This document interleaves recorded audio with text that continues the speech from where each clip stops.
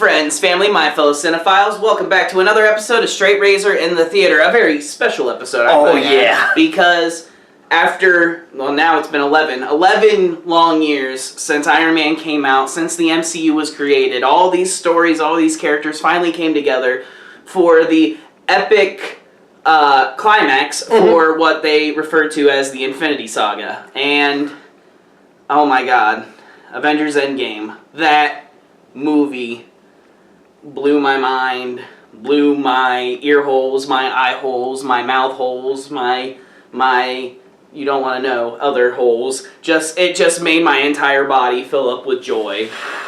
That's a way to put it. I mean, what else can you say about it? It was everything an MCU fan could have asked for. It was everything a Marvel fan in general could have asked for. I believe so. And, you know, I'm sure the film will probably have its naysayers because it'll be popular to hate on it. But at the same time, at least in the theater we went to, it was quite clear there were people that loved these movies. So, I guess really to start off, what did you think? What were your opinion? I really liked it, especially considering that there's so many varying types of emotion that's put into it. God, yeah. It felt like there were so many different genres of films in there as well. It was kind of crazy. It almost seems like it was a... It was literally a hodgepodge of everything the MCU had done and everything that had done successfully. Like, it literally took all the successful bits of the MCU and just crammed them all into a 3-hour movie. And basically what I had said before, you know, we get into the whole spoiler stuff, without giving anything away, if I could retitle this movie, I would title it Fan Service the Movie. Like, that's how it felt to me as a fan of not only the Marvel Cinematic Universe, but also the comic books as well, and just the characters in general. And I'm glad that this is the one that they ended the whole Infinity thing off with. It was a very strong finish. A very strong finish indeed. I agree. So after about 3 weeks after Thanos' snap destroyed half of society, Stark and Nebula are stuck in the middle of space, and the rest of the Avengers are stuck on Earth trying to figure out how to pick up the pieces from their past and just kind of, you know, move on from what happened and how they were going to take revenge on Thanos.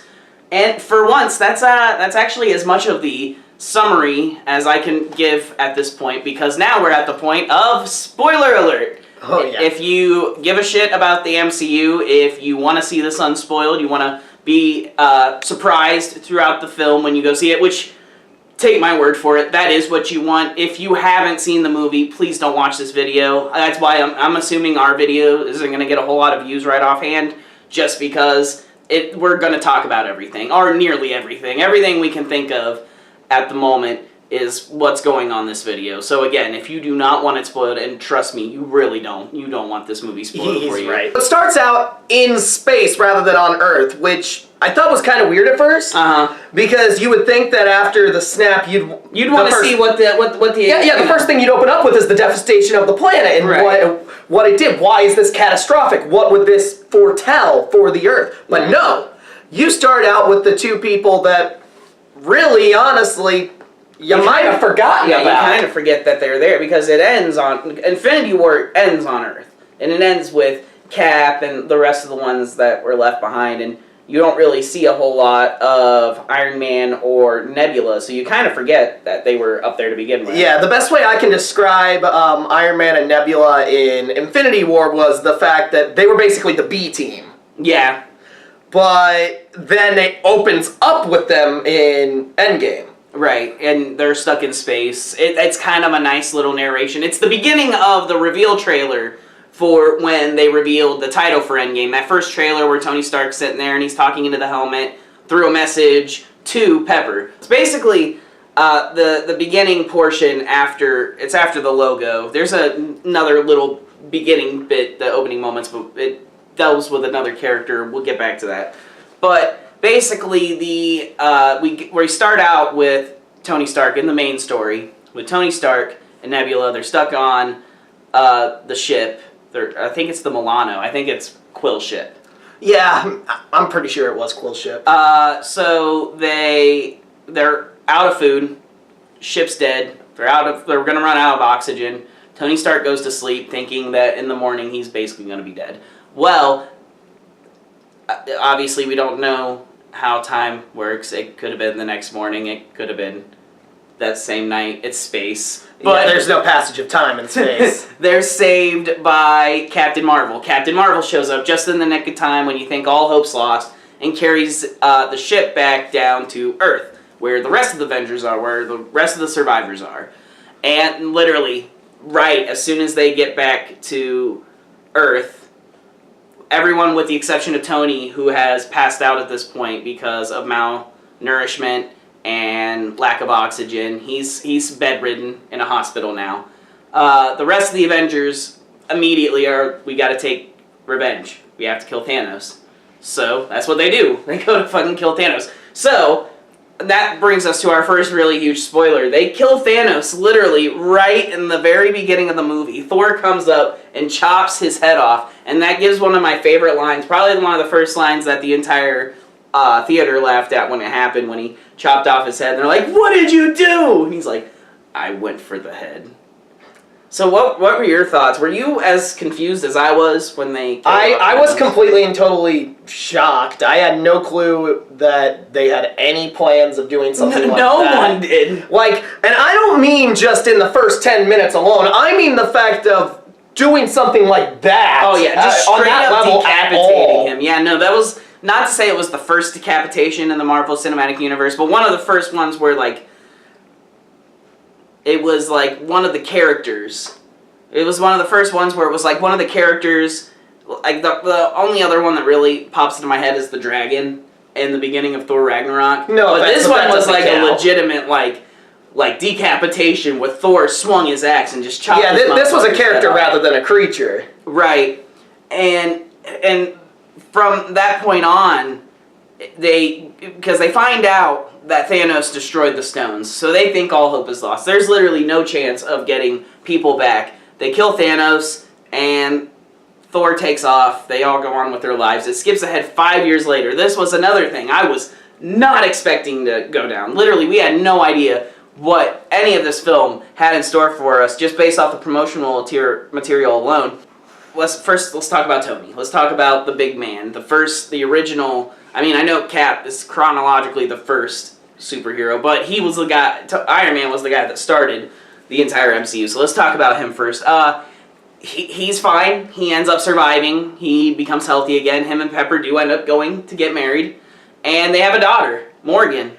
And his whole thing is he doesn't want to try. You know, he's gone off the grid. He's hiding because he doesn't want to do anymore. He wants everything to stay as it is, because he's the only one that, with the exception of Peter, he didn't really lose anyone. Everything was fine for him. At the same time, though, he's also fully 100% and utterly done with the Avengers. Well, yeah, no, and yeah, he's angry because at first he was angry when they first came back. Yes. But after the 5 years, though, he was kind of over that. He said they could stay over, they just couldn't talk about Avenger stuff. Yeah. So, I mean, at that point, he's over that. His whole thing in this film is just he doesn't want to try and fix it and then potentially lose what he's found in the 5 years after the fact.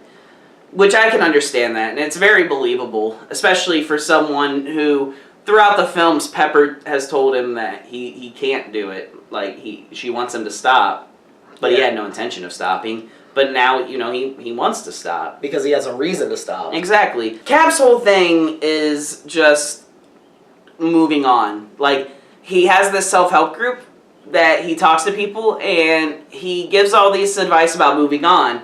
But later on in the film, he reveals that that's actually one of the few things he actually can do. He's having a hard time moving on himself. Not only from what has happened with the snap, but we find out that he still, you know, feels remorse and loss with the fact that he missed out on the love of his life, Peggy Carter, 70 years prior. He's got a lot of stuff going on in his head. Hulk, who probably goes through one of the biggest transformations at all. Remember how in Infinity War you only saw Hulk for like 5 seconds, and then he's Banner for the rest of the film. Tell them what they do. All right, I will, because this is actually one of my favorite things from the comics as well. Bruce Banner had a revelation after everything that went down. He decided, rather than trying to lock the Hulk away, he decided to embrace him. Oh, yeah. And when that happens... He did it in a big bad way. When that happens, that takes the psyche of A and B and puts them together. So he's basically the mind of Banner, but he's in the body of the Hulk. Yes, one of my favorite iterations of the Hulk. He's not just a big, giant, dumb monster hell-bent on destruction because it's fun and feels good. Oh, yeah. No, that's where a lot of the comedy came from. Just watching him just be... My favorite part is when Ant-Man finally shows up and they meet up and they're at the diner and the people come up for the Hulk's autograph and they're like, you want his autograph? Like, no. Want a picture with him? And they're like, no picture. He's like, come on, you want the picture? I heard that kid say something about a picture. He wants a picture. Come on, he wants a picture. He's like, but I see him nodding his head no, he doesn't want the picture. Just take the goddamn phone. Yeah. But, so, like, there were a lot of comedic moments and a lot of them surrounded the Hulk. Ant-Man, who we had last left in Ant-Man and the Wasp, stuck in the quantum realm in that post-credit scene.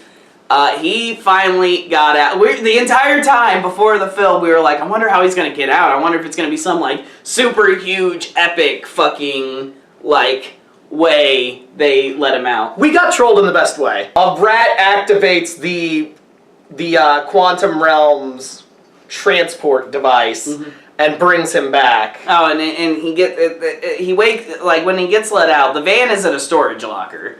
So he has to try and get help from one of the workers there, which is a cameo from Ken Jeong, which that was fucking, like, hilarious. With an obvious fake mustache. Oh, yeah, no, and it was, everything about him was just wacky, which is usual. I kind of wish there was more of him in the film, but I guess not. So, Ant-Man is actually what starts the whole trying to get the revenge on Thanos because he has this theory about time travel, and time travel ends up being what they use to collect past versions of the stones, which I thought was a really cool little thing that they were doing.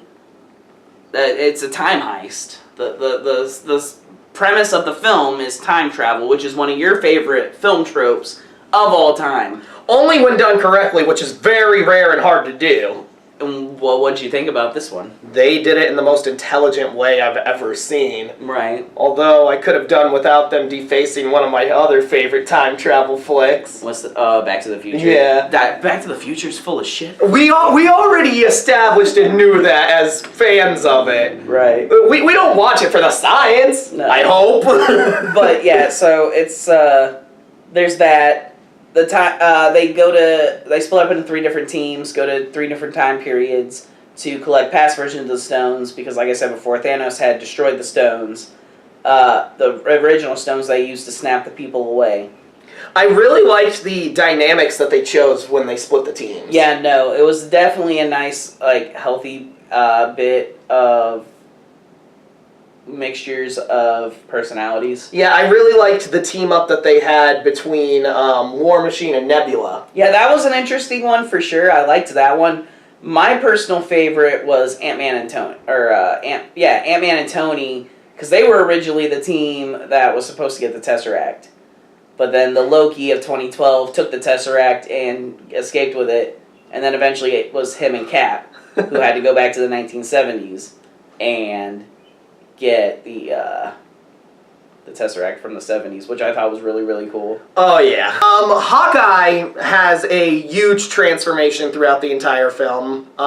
He goes through all sorts of different emotions in this film. Yeah. He starts out just as the retired father, the thing he's been wanting to be for the last couple of movies. Oh, yeah. At least since Age of Ultron, since the last 2 Avengers films at the very least. Yep. And the first time we see him, he's teaching his daughter how to use a bow and arrow. Those are the actual opening moments of the film. That's what this film opens up with before it moves on to the whole Tony Stark thing. And it's very indicative and a huge foreshadowing of where we're going to see him next time later on in the film.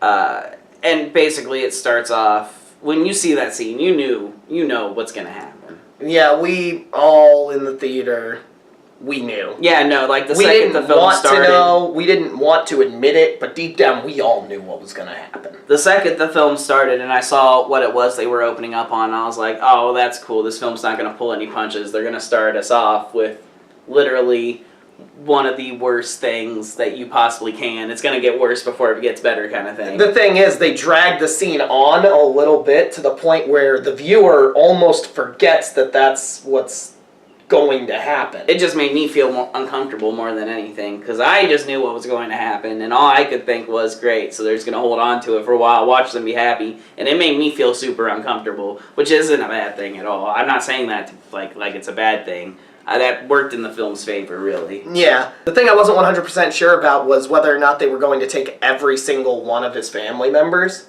Oh, yeah, no. I was kind of under the impression that they would take, like, his wife, his daughter, and one of his kids and, like, leave his son behind or something like that, but no, yeah, they took all 4 of them. Yeah, after he loses his entire family, he goes off the grid. Completely off the grid. Like, the Avengers don't even know where he is. Not just only the Avengers, but Romanoff herself doesn't know where he is. And, you know, as we've seen throughout the films, they're close as hell. Yeah, exactly. They kept in touch throughout it all. Like, his family knew who she was. Yeah. They saw her as an aunt. Yeah, Annie Nat. So, you know, even if you know that if she doesn't even know where he is, like, shit's going down. Yeah. So we follow him a little bit by finding out through Romanoff and Rhodey. Yeah, it was Rhodey. Yeah. She was having the conversation with. That Hawkeye has been going around on a mass killing spree. He's killing criminals. He's been killing criminals left and right. Shit. People who take away family like his was taken away. Exactly. He's basically trying to make up. I don't know what his thought process was going into this. Mainly just, I think it's, I'm suffering. Other people should. Definitely at the start of the film. The only real complaint I have about his story arc was I kind of wish they had spent more time trying to convince him to help them. Because it kind of seemed like all she had to do was show up, say, hey, what's up? And then he's like, oh, yeah, sure. Let's do this. Yeah, I believe in the comics that when he was under the guise of Ronin, he was more ruthless because just like in the film, he has no more moral compass. Yeah, he has nothing to live for. He has nothing to live for, nothing to lose. So he's willing to take matters into his own hands because he feels like he's a lost cause, but others might not be. Right. But at the same time, they have to constantly remind him maybe mass murder isn't the way to go. It's maybe kind of like a Punisher situation. Yeah, maybe you need to take a step back, think about what you're doing. But in this, it's more so, okay, yeah, you're badass, come join us. Right, yeah. Well, and that was another thing. And like I said, it just seemed like all they did was show up, say, hey, let's go, go fix it. And it didn't take any convincing at all. At least Tony turned them down at first. Yeah. Now, that's not to say that the whole Hawkeye side story is not something that I like. Oh, no. I'm not saying it because I don't like it. I'm just saying it's just kind of a flaw that kind of like was griping at me a little bit throughout the film. Yeah, but I'm not saying that it kind of killed my enjoyment. Obviously, that's not the case. Yeah. Because I absolutely loved this film. It's... without a doubt, hands down, the best film I'm going to see all year, which is why I have no intention of doing what I did last year on our end-of-the-year top 10 and put Infinity War in front. I'm not going to do that with this one. This film is a league of its own. So, but I will have to say, hands down, it will be the best film I've seen all year. Yeah, I think it's a small little detail, though, that could have been added or built up upon, but it doesn't take away from the movie. No, not at all. It's just, it was obviously something that was done for time. It's already a long movie. Yeah. There's no reason to make it any longer. I would have liked to see Rhodey be the one to confront him, though, after the comment of, after everything he's done, I don't know if I want to find him. Oh, yeah. I feel like there was kind of a foreshadow for that, but... even then, there wasn't a confrontation between the two of them once he was brought back. I don't even think they talked once. No, it's not like, even if they did, it didn't seem like there was any, like, bad blood between them. So it's not even like, I don't even think it was really worth it for Rhodey to have that line. It was just a comment made just for the sake of dialogue, which, that's fine too. I just kind of wish that was, like, it just kind of gave me the feeling that was foreshadowing to something, but it never actually happened. Yeah, it might have just been something to do with his former ideals of being, like, a hero for the people. Right, something like that. Yeah, that's the only thing I can think of, anyway. But other than that, the acting was spot on. The way the Avengers interacted with each other, there was stress when there needed to be stress. When there wasn't a whole lot of stress and there was room for comedy, there was plenty of that to go around. Literally every single character, you know what, I can't even say literally because that's not true, but so many actors who we thought were long gone came back to reprise roles, and I even looked it up. A lot of these guys actually came back. It wasn't just like archive footage. So like Natalie Portman, who played Jane Foster, she came back, which was something we never thought would ever happen. Robert Redford, who played the villain Alexander Pierce from The Winter Soldier, he came back, and this is his last film role. I found out he's retiring. Yeah, that was so fucking crazy.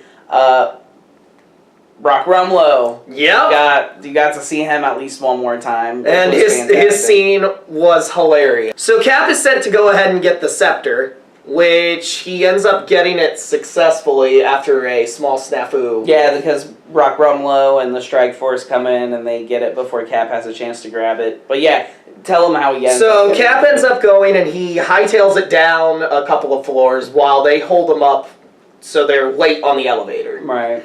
And when he's just standing right outside the elevator doors, they open and Brock is confronted just by Captain America. Mm-hmm. Now, if you've seen the Captain America movies, you know why this would be a shock for everyone in that elevator. Mm-hmm. Why they'd be shaken up. Oh, yeah. This is the guy this is the last person they want to see right now. Yeah, they don't want to tussle with him. Exactly. Well, he gets on the elevator and then tells them that he got words from the higher up. He's taking the staff. Right.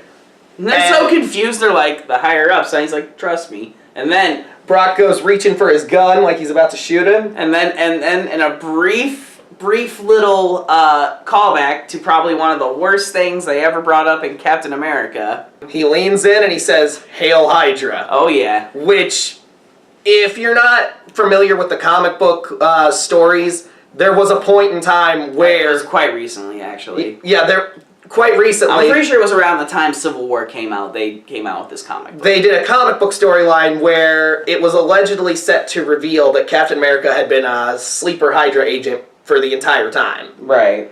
That did not bode well, so that was changed last minute. Yeah, last minute to... being brainwashed or something like that. I don't know. I didn't actually read that storyline. I heard about the whole Hydra thing. Not to say it was like something I was offended by, but I wasn't really reading any comics at that time anyway. Yeah, and for me, it just felt like it was going nowhere, so I didn't bother to go out of my way to look for it. But they made a reference to that, and the entire theater laughed and then cheered. Yeah, well, it was one of those things you don't catch, you don't see coming, and it was one of the many moments in this film that kind of like punched you in the dick with, "Oh, you didn't see that coming, did you? Nope, isn't that great? Wasn't that clever?" Yeah, it was, because, we're geniuses. At least that's how I take it. Yeah, there's actually a couple of nods to comic book things, even in simple things such as Rocket's new outfit. Yeah, I really like that outfit. Yeah, that outfit is what he rocks in the comics now. Hell yeah. I think one of my favorite jokes, talking about Rocket and the way characters look, they gave Captain Marvel the look more akin to what she looks like now in the comic books, which means that she now has short hair. And there was a line, I don't remember exactly, they were just kind of coming up with, like, telling, what each group has done since the past 5 years, since the whole snap has gone down, what they're doing, what they've been observing, how cities are taking it, and all that other good stuff. And Captain Marvel says something, and it pisses Rocket off, and Rocket's like, well, what are you going to do? Go get another haircut? It's one of those instances where you can see that even though this is a new character, it's already established. What's up? You coming to join us? So it's like one of those things that you can see that Captain Marvel's been there a little bit, and they're actually interacting with her without them actually having to show it. Oh, yeah. That actually does bring up a point for me that I did sort of dislike. What's that? The fact that Captain Marvel just up and vanishes for most of the movie. Oh yeah, she's not really in the film for the most part. I'm not quite sure why they went that route. Probably just to keep a cap on the fact that, you know, she is super powerful. Despite whoever wants to be offended by anyone that says she's powerful. But right now, currently in the MCU, she's the most powerful superhero there is. Yeah, and they proved that with a scene later on. So like I said, the whole thing revolves around a time heist of the original stones that popped up throughout all the films in the MCU. The plan goes off without a hitch, but not without some issues. Past Thanos has now found out about this time heist. He gets past Nebula, who is on his side, because, you know, she was evil Nebula at that time. And she takes good Nebula's place, goes back in, you know, back to the present with the rest of the Avengers, and she brings past Thanos into the present. So now he's come to fuck shit up again, because he wants to stop them from, you know, because he comes to the realization, so I succeeded, and now they want to fix it. Well, I'm going to stop them from fixing it, because I'm Thanos and I'm a fucking asshole. So he shows up. And that's where the final battle finally happens. Oh, yeah. Hulk uses a gauntlet that Stark and Thor build, and they use the stones to reverse the snap. Burns up a lot of his arms, some of the side of his face, and it works. It works. And then as soon as they find out it works, Thanos attacks. There's not really a whole lot of time for them to celebrate. So the goal at that point is keep the stones away from Thanos. And you know, this huge, epic battle takes place. So I want to spend some time on the battle. So it kind of goes in phases, because it's like Thanos versus the Avengers that were already there. And then eventually they get a call, you know, Cap gets this faint call from Falcon, and all these portals open up. And all of these fucking people just come out, and it's the Avengers that disintegrated. You know, there's Scarlet Witch, Spider-Man, the Guardians, all the Guardians that were gone, fucking Asgardians, Valkyrie, Korg, Meek, like any character that you can think of comes in and helps in this battle, and it is so fucking epic. Like, I was just kind of cheesing the entire time, but like, the entire time shit was going down. There's actually a moment when all the portals are opening up, one specific character comes through, and that's Pepper. Yes. Oh, yes, and you called this from the very early days. I will always give this credit to you, ever since Iron Man 3. I have always wanted to see a rendition in the cinematic universe of Rescue, which is the name that Pepper Potts dons when she gets her own Iron Man armor. And it finally happened. It finally happened in this movie. And her armor looks so much cooler than it does in the comics. Yeah, no, I liked it. It was really cool seeing both her and Tony fight side by side, working off of each other. Oh, it was so sick. But not nearly as sick as seeing Steve Rogers finally be worthy. He that little thing, they saw him, you know, he kind of budged the hammer a little bit when he fucking, you know, was picking it up, but then he was able to carry it this time, and he was swinging it around. Him and Thor were fucking throwing it, tossing it around with each other. There was a part in time where, because he got an older version of the hammer from the times of Thor the Dark World, so now he has the hammer and his axe. There's a time where Thor was using the hammer and Cap had the axe. He's like, no, you take the small one, and they trade back. They trade Mjolnir and Stormbreaker. Oh, it was so fucking cool. That whole portion was I think awesome. my favorite part of that portion is when Cap's throwing the hammer, and then it goes to swing back, and he blocks it with his shield, causing the huge vibration. Oh god, yes, they literally pushed Cap's character to the limit with what he can do as soon as he's able to wield Mjolnir. Yeah, it was amazing. Oh yeah, fucking cool. So there's a little interaction between Stark and Strange when he finally comes back, and he's like, so look, you know, all those different futures you looked at and you said we only won one. is this the one? And he says he can't tell you, what's going to happen or else it won't happen. He's afraid that if he tells everyone, it'll change their reactions and what they would naturally do. And it ends up working. By playing a version of Avengers Keep Away. Yeah, it's, you're on the edge of your seat the entire time. He finally gets them. Thanos finally gets the stones, has them in the gauntlet, and he's about to snap his fingers again to correct it, and Iron Man, in a quick movement, takes the stones out of the gauntlet, puts them in his suit, says that famous quote, "I am Iron Man," snaps his fingers, and all of Thanos' army disintegrates. And so does Thanos. The only issue with that being is it mortally wounds Stark. He ends up dying in this film. And it sucks. It's really hard to watch. Yeah. Especially since Pepper's there when it happens. And Pete's there Pepper's when it happens. there, Peter's there, Rhodey's there. Those are the three that they show right next to him. Right. When it all goes they were down. they were the characters that were the closest to him. And they have a funeral for him.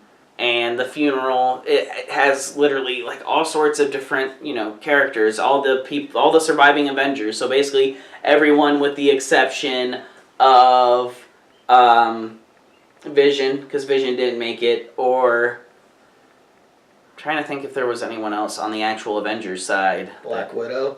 Oh yeah, that's right, Black Widow, because she was sacrificed to get a version of the Soul Stone. I forgot about that too.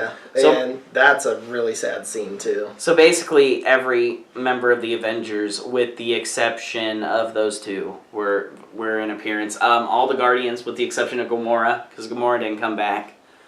And everyone else, basically any major or side role that was a huge part of the MCU, is in attendance. Even one I didn't realize until after, because there's a kid there, a teenager, who they hold on for a while, you're supposed to think he's important.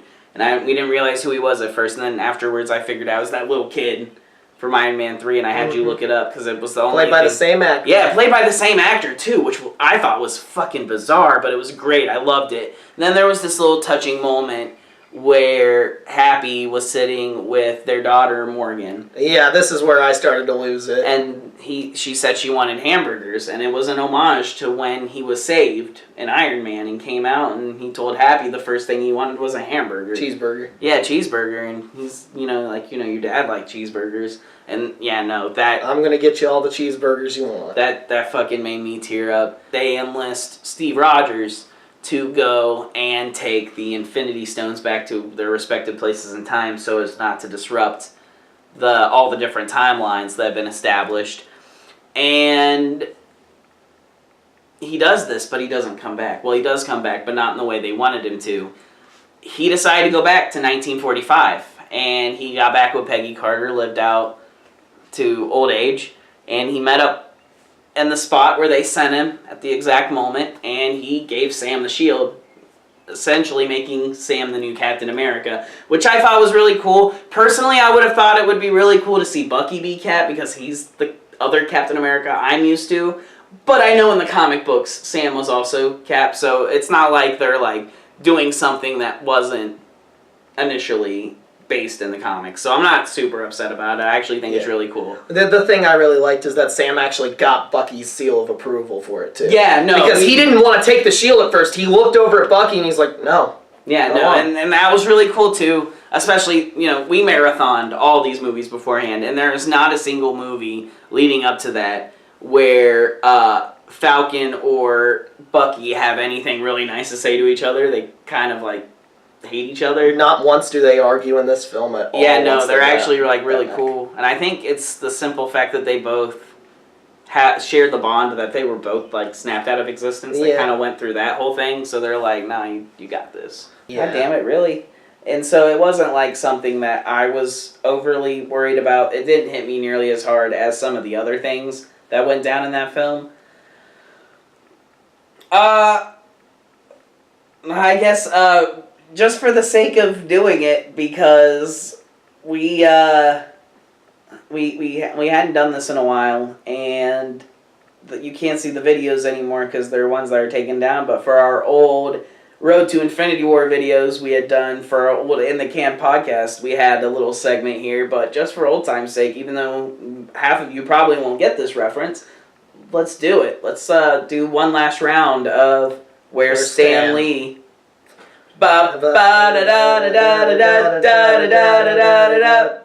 Excelsior!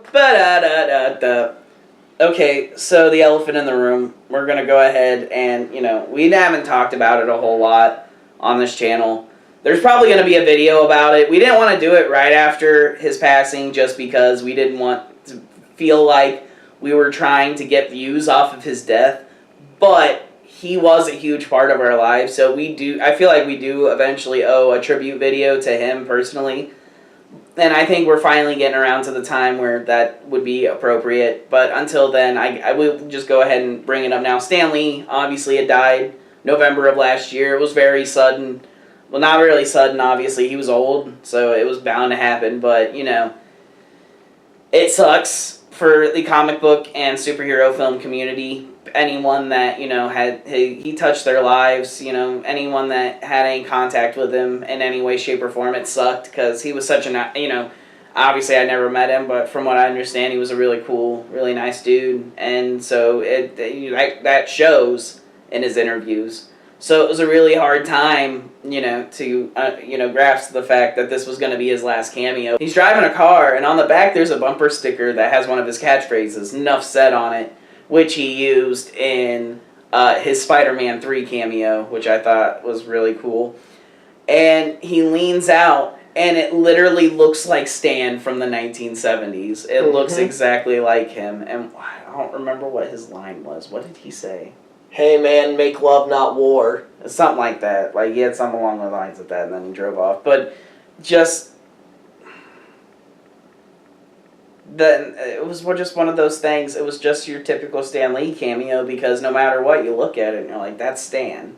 Yeah. Like, every time you see him, he's always got his personality. I mean, there are certain ones where he doesn't speak, but, like, in the ones where he speaks or he's laughing, like, when I think of it, I'm thinking, like, the cameos from... my top three that I think of off the top of my head are Ragnarok, Doctor Strange, and Ant-Man and the Wasp. Those are the ones where I look and you're like, yeah, it's fucking Stan. And this was along the lines of that.